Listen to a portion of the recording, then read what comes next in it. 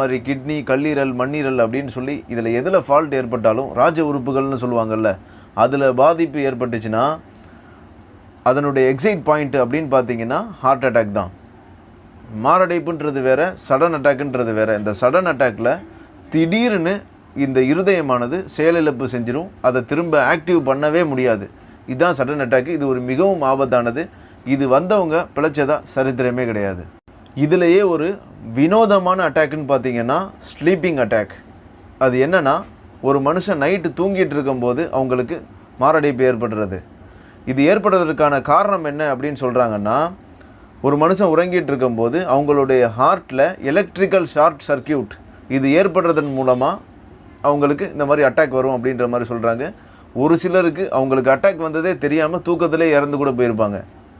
முன்னாள் முதல்வர் எம்ஜிஆர் அவருக்கும் இதே மாதிரி ஸ்லீப்பிங் அட்டாக் வந்து தான் இறந்து போயிருந்தார்.